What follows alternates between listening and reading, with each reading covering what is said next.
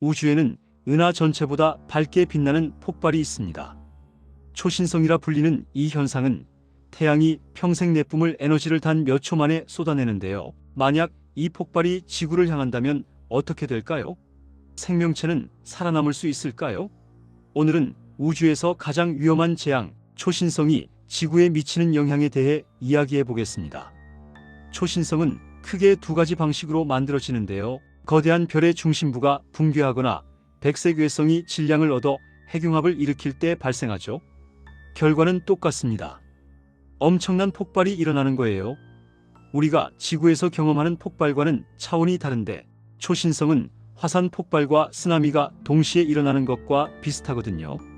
처음엔 뜨겁게 팽창하는 가스 구름이 한 달 정도 빛을 내는데 문제는 여기서 끝나지 않는다는 겁니다. 뜨겁고 위험한 가스가 초속 10,000km 속도로 우주 공간을 가로지르며 수만 년 동안 팽창을 계속하죠. 이 가스벽은 결국 수십 광년까지 퍼져나가다가 식으면서 은하로 다시 흩어지는데 이 별의 쓰나미가 우리를 덮친다면 어떤 일이 벌어질까요?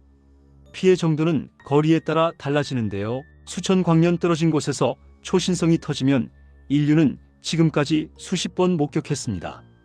밤하늘에 새로운 별처럼 보였고 어떤 건 달보다 밝게 빛났죠. 몇 주간 반짝이다가 사라졌는데 이 정도 거리에선 아름답게 보일 뿐 실제 피해는 없습니다. 하지만 거리가 가까워지면 상황이 달라지는데요. 300광년 이내로 들어오면 뭔가 이상해지기 시작하거든요. 이 정도 거리의 초신성은 몇백만 년에 한 번꼴로 발생하는데 밤하늘이 황혼처럼 은은하게 빛나는 기묘한 광경이 펼쳐집니다. 직접적인 해를 끼치지는 않지만 지구에 영향을 주기 시작하죠. 실제로 지난 1000만 년 동안 여러 초신성이 이 거리에서 지구를 강타했다는 증거가 있는데요. 심해 바닥의 암석과 퇴적물에서 방사성 철 동위원소가 발견됐거든요. 놀라운 건 태양계 주변에 이런 초신성들이 1000광년 넓이의 공간을 만들었다는 겁니다. 이걸 국부 거품이라고 부르는데 성간 가스와 먼지를 날려버려서 지금은 별이 태어나는 요람이 된 가스벽을 만들었죠. 그런데 150광년 이내로 더 가까워지면 진짜 위험이 시작되는데요. 별들은 엄청나게 강한 자기장을 갖고 있습니다. 별이 죽을 때 이 자기 에너지가 밖으로 퍼져나가는 충격파에 그대로 담기는데 이 고도로 자성화된 구름 안에서는 거대한 입자 가속기처럼 양성자, 원자핵, 전자 같은 입자들이 엄청난 속도로 가속되는 거예요. 다시 말해 모든 방향으로 치명적인 우주선을 쏘아대는 팽창하는 구름이 생기는 건데 초기 폭발의 밝은 빛이 사라진 뒤에도 이 현상은 계속됩니다. 초신성이 너무 가까이서 터지면 이 우주선의 파도가 수천 년 동안 태양계를 덮치는데요. 지구 표면에선 대기와 오존층이 대부분 막아주지만 추가 방사선이 암과 돌연변이 발생률을 높이죠. 대멸종을 일으킬 정도는 아니지만 확실히 체감할 수준이고 태양계 내 우주 비행은 불가능해집니다. 우주인들이 방사선 파도 속에서 오래 버틸 수 없거든요. 정확히 얼마나 심각할지는 모르지만 충분히 가까운 초신성은 인류를 수천 년 동안 지구에 가둘 수도 있습니다. 100광년 이내로 들어오면 상황이 심각해지는데요. 초신성이 우리가 아직 완전히 이해하지 못한 방식으로 기후를 교란시키거든요. 불쾌한 일들이 연달아 일어나는데 먼저 폭발에서 나온 고에너지 광자가 도착하고 그 다음 수십 년간 방사성 쓰나미에서 나온 방사선이 따라오면서 오존층을 심각하게 손상시킵니다. 오존층은 지구를 유해한 자외선으로부터 보호하는 방패인데요. 오존 분자가 자외선을 흡수하면서 분해됐다가 다시 재결합하는 순환 구조로 작동하죠. 그런데 초신성 방사선이 질소 분자를 분해하면 자유산소를 잡아먹어 버려서 이 순환이 깨지고 오존층이 빠르게 고갈되는 겁니다.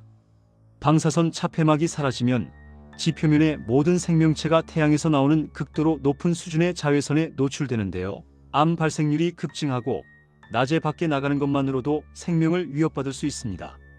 추가 방사선은 표면 근처에 사는 플랑크톤 대부분을 죽일 텐데 이들은 해양 먹이 사슬의 기반이라서 대멸종으로 이어지죠.